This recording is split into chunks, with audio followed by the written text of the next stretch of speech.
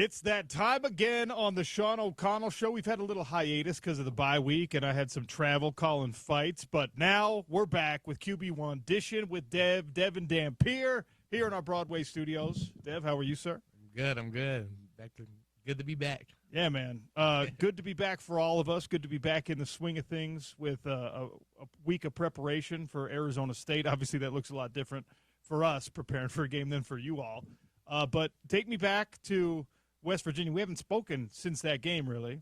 Take me back to West Virginia and the bounce back you all experienced after the Texas Tech loss and, getting your guys right and back in the win column and all that. Then you head into the bye week on a little bit of a positive note, just the sort of broad strokes of what that meant for you all. Yeah, going into the game, our focus was, don't let a team beat you twice. We got to forget that loss and move on. So that was huge. Also had the opportunity to speak to my team, and the message I gave them was, we had a player-led meeting where we talked about becoming Big 12 champions. So if we want to still be about that, from here on out, we really got to be about it. So that was a big emphasis going into last week, and I think we handled the game well, and just going forward, that's the mindset. So then you head into the bye week, and look, the only downside with that West Virginia game is there were some more bumps and bruises. And we'll talk about your health here in just a second, but head into the bye week, and it's cliche, but we talk about it all the time. How does a team win a bye week where there's no opponent standing in front of you? Got to have good practices. But in the case of, important players being a little bit hurt, you probably have to rest some. So how did the team handle the bye week? Yeah, the team handled it great. The main part of bye weeks is to recover mentally and physically, both of those. So a lot of people are in the training room. They're using those hours to get back 100%. It's hard to be at 100% during the season. So to use the bye week as good as possible to, reach that point, I thought our team handled it well. Practices were well also, so all around good. All right, I know this is a conversation that's broadcast to however many thousands of people want to listen to it, but between you and me, how healthy are you right now? How's your body feeling? I'm good. Good. Okay. Like you were one of those guys who used the bye week to get all the way back. Yeah, for sure. For sure. When you go against West Virginia, when you go against Texas Tech for that matter, and you're not necessarily 100%, knowing that it's a football season, there's a lot of people out there that are not 100%, you're going to do what you got to do. You're going to, push through pain and stuff like that to help play for your team. Your skill set in particular, the way that you play the position of quarterback with your elusiveness and the instinct and all that, how much did it feel like was taken away from you with, whatever issues you were having from your like, if fully healthy is 100%, where did you feel like you were at against Texas Tech and West Virginia? Yeah, just not 100%. I think it just limits the way I'm able to scramble in the pocket and just decisions I just decided to make. Just things like that played into it, but I don't think that was one of the main reasons why we lost that game. A lot of other contributors to that game. For sure. Reason why we, didn't come out with that W. So it's interesting because, we're on the conversation side of the sport, and your job is to perform and to actually play it, right?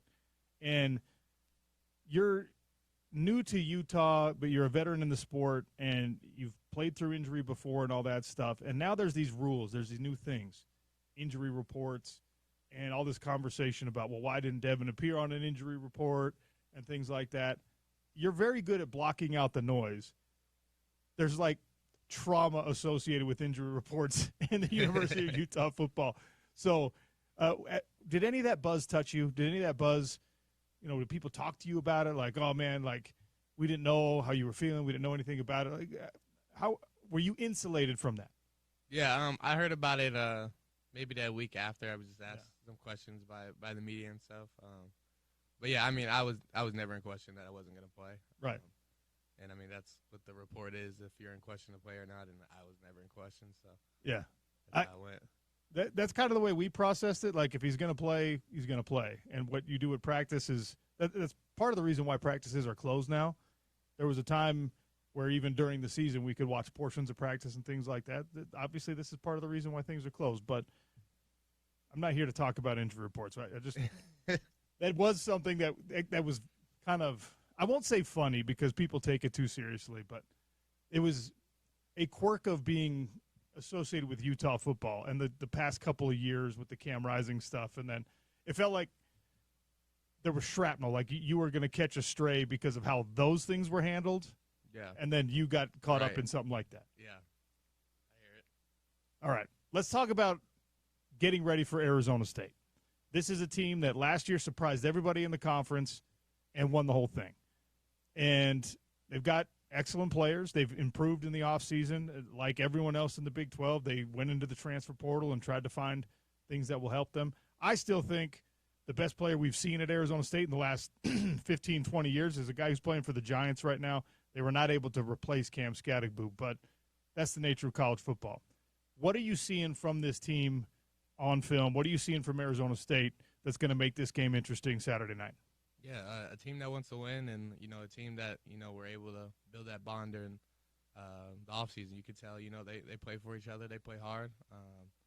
Yeah, I mean that's the same mentality that we have going into these games. So to know that we're going against a very well matched up opponent, that's always fun to do. We played the sound yesterday, and I know that you've already heard it and probably answered a couple questions about it, but Kenny Dillingham gave you a lot of respect when he was asked about the matchup with Utah, and he said, yeah, my brother-in-law was his coach. I should have recruited him harder. Like, I look at a situation like that, and I say, man, every kid, and you're an elite athlete now, so kid is the wrong but like when you're a 17-year-old or an 18-year-old, you're in high school, you want the hometown teams to be recruiting you hard. Everyone wants your work to be acknowledged by whatever. For me, it was the University of Utah. And if you're a California kid, you want USC. Or an Arizona kid, you could tell me it's, I imagine, U of A and Arizona State. You want those coaches to be like, this kid's amazing, here's a scholarship offer. To hear after the fact, like, hey, we missed on him.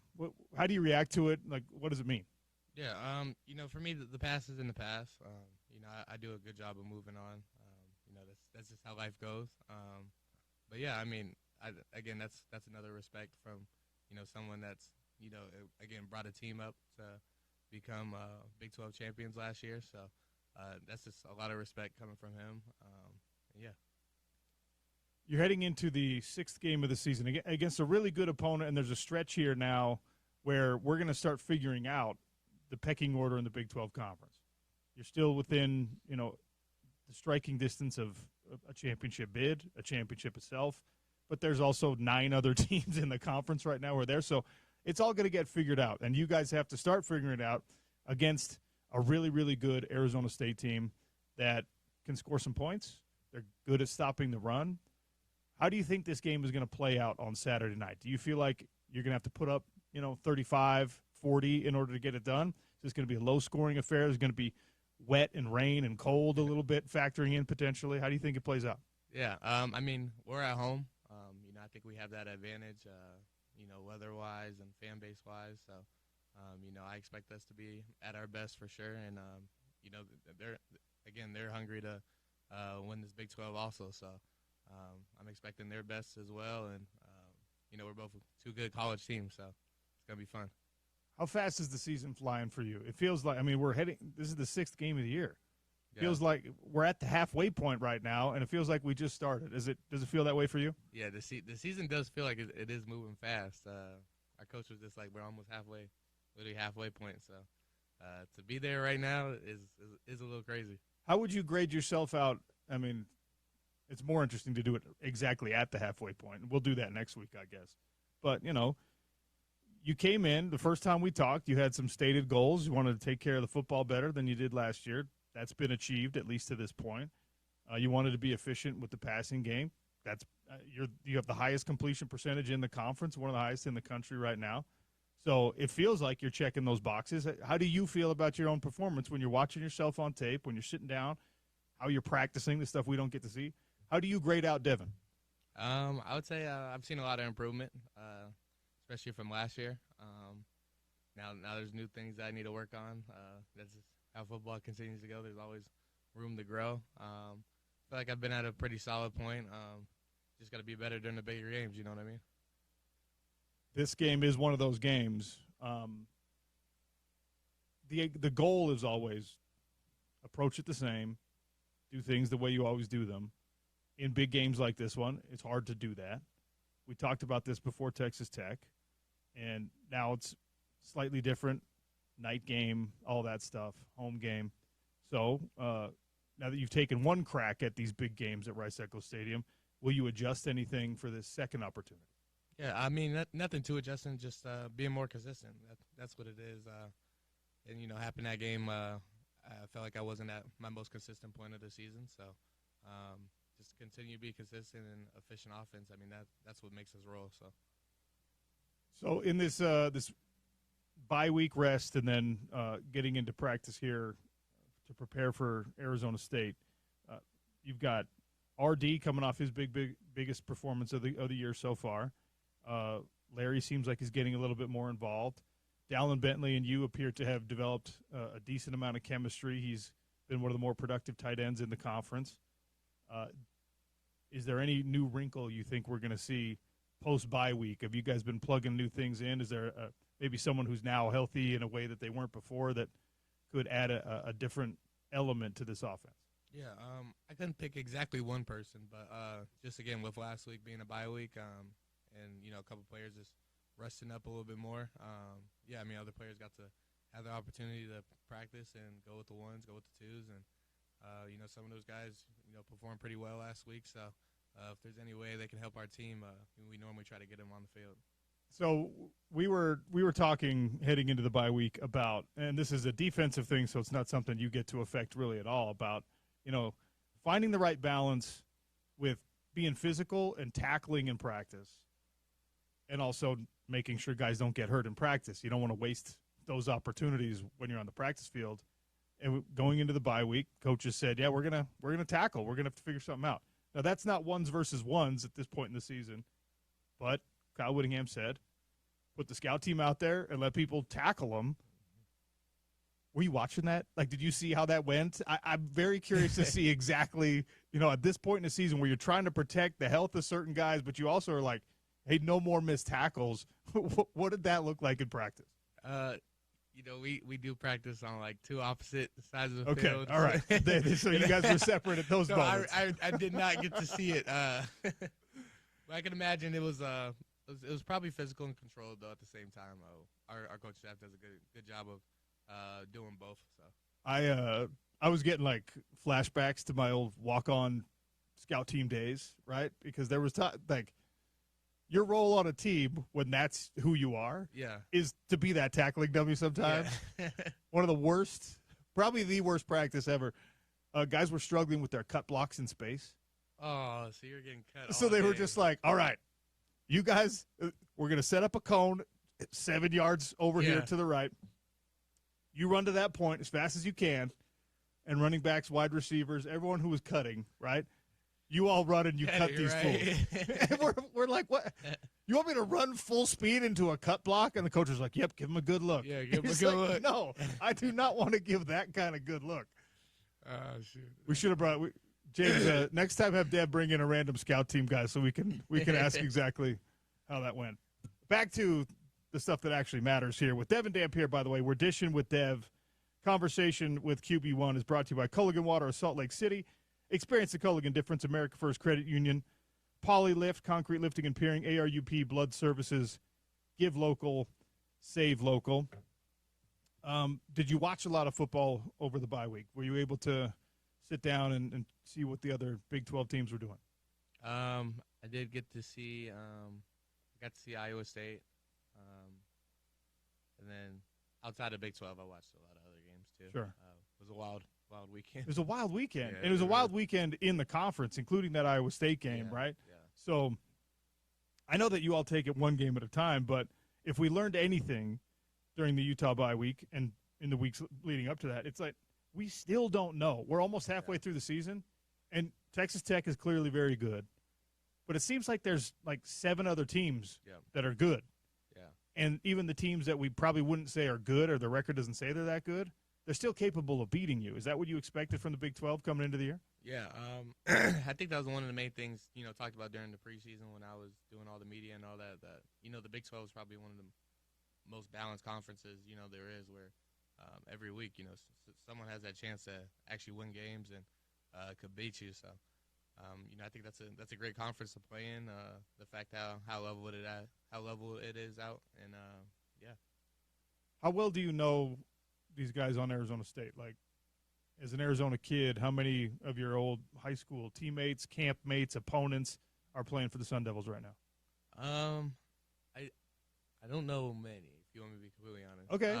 That's interesting. Yeah, I don't think, at least like when I was in high school, sure, that was 3 years ago, we just didn't really, Arizona just really didn't recruit Arizona kids as much. I think there's normally like, four of our top kids that had an offer at ASU, and then kind of just no one else that really got that offer during my years coming up. So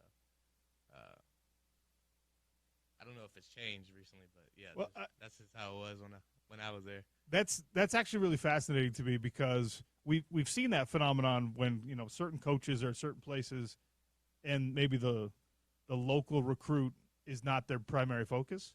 I think Kenny Dillingham has come in and he's been very vocal about saying like, no, we're gonna, because obviously elite players come out of Arizona high school football all the time. Mm-hmm. They get poached by Southern California, they get poached by Oregon, and that was one of the things that he came in and said, no, we're gonna keep the homegrown talent here now.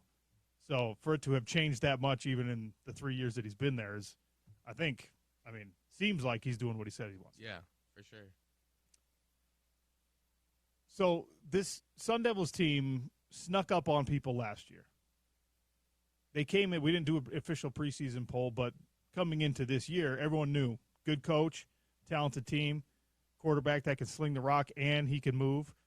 Have you watched, I know you're focused on the defense, have you watched any of what Levitt does and maybe the things that help make their offense successful with a guy like him who has some of your same skills? Yeah, he's a playmaker as well.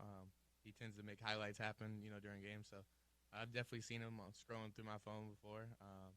But I hang out with the linebackers a lot, so they were watching film. You hang out with the Utah linebackers? Yeah, those are my guys. I go in there and just hang out with them.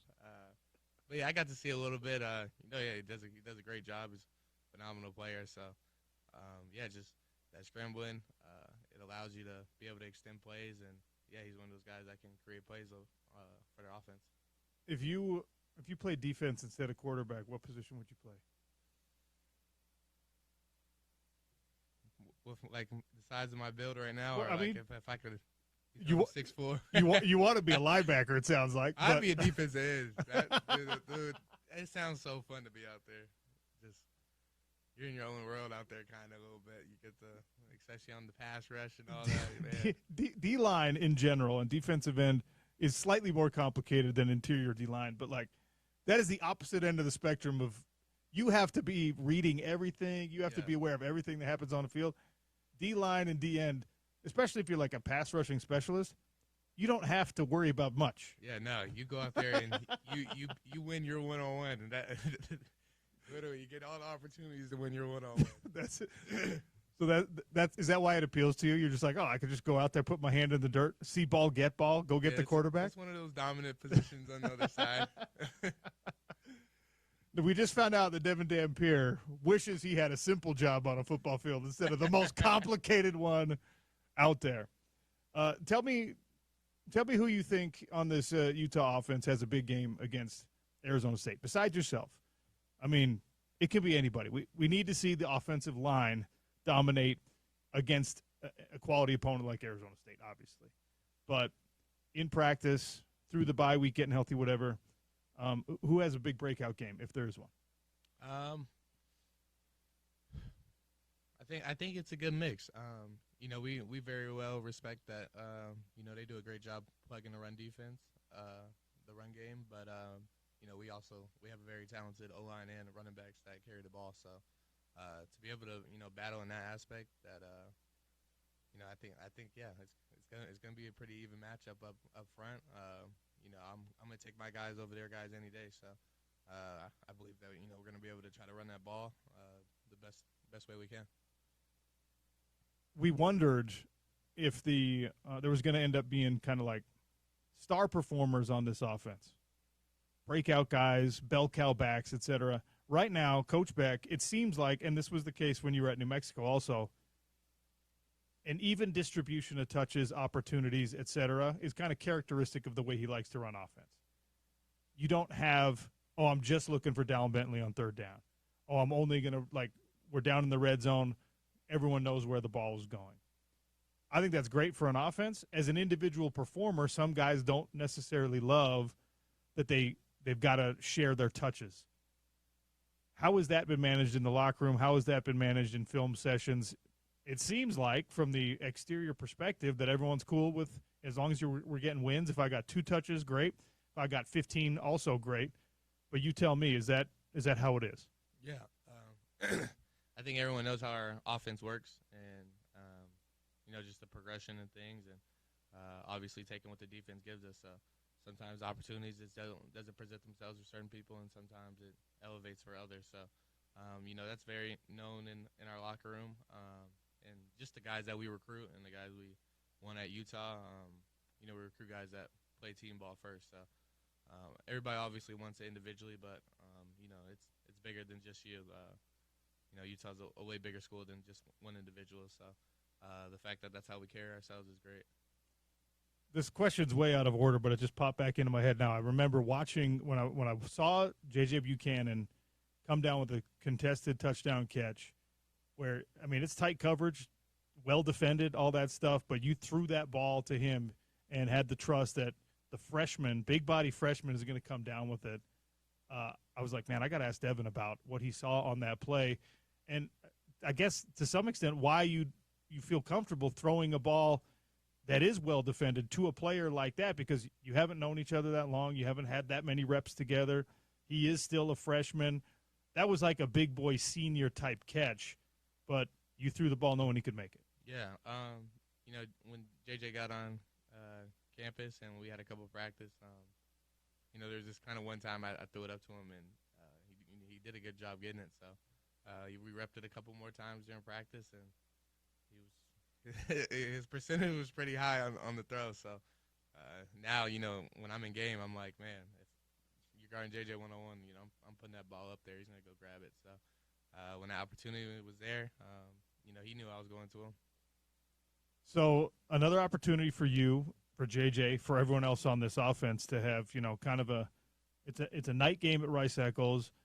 You get these night games. There's less competition in terms of the other games that are being watched. So it's the nightcap for a lot of people. This is going to be how they finish their college football Saturday. So, going to be a lot of eyes on the television sets, an opportunity for you guys to show who you really are as an offense and who you really are as a team. Do you have goals, numbers, things in mind that you want to make sure you hit in this game, whether it's because of the spotlight or not? Are there things in your mind that you have to accomplish against Arizona State besides just the win? I think my biggest thing is to win at Rice Eccles. I've heard our conference record isn't the best at Rice Eccles right now, so I don't want to. That's a big thing for me to turn that around for sure. Home games should be games where it should be 100% wins. So to get that turned around, that's my main objective in my head. That's one thing that. It's a stat, obviously, that nobody likes, right? Since joining the Big 12, Rice Eccles is not – conference opponents have come in and they've won.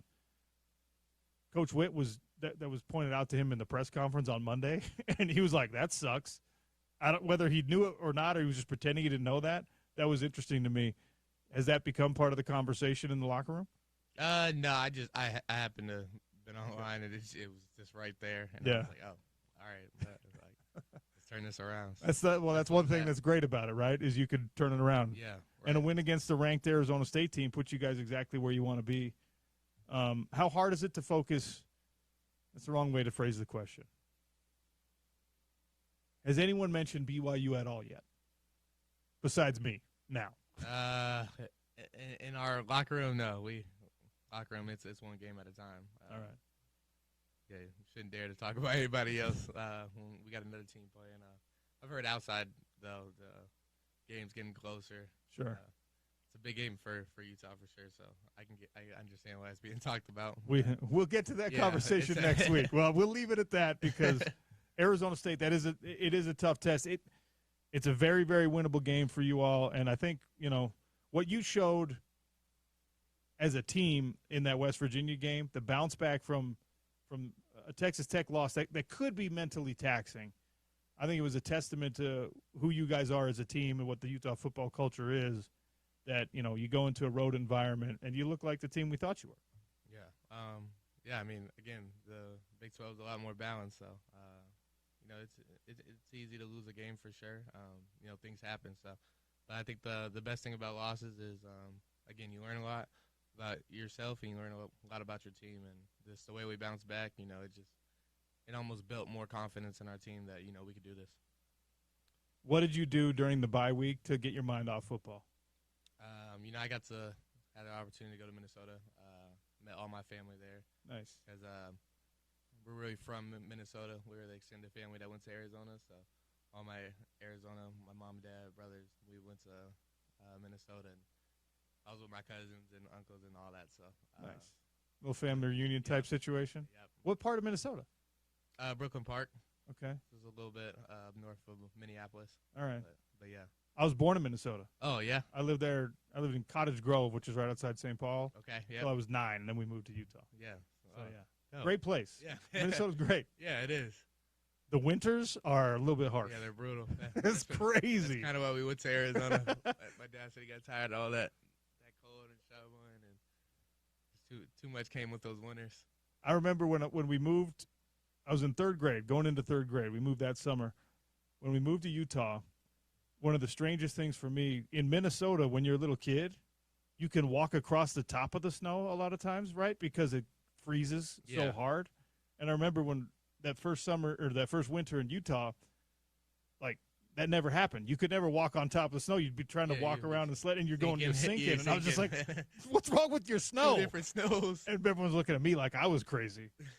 Because in Utah, it doesn't get to -10 like it does in Minnesota. That's funny. Yeah. Anyway. Devon, good luck. Thanks for joining us, as usual. Looking forward to another big performance. And have fun against Arizona State. We'll talk next week. Yeah, appreciate it. Dishin with Dev right here on the Sean O'Connell Show. Brought to you by Culligan Water of Salt Lake City. Taste the Culligan difference. America First Credit Union, Polylift Concrete Lifting and Piering, and, of course, ARUP Blood Services.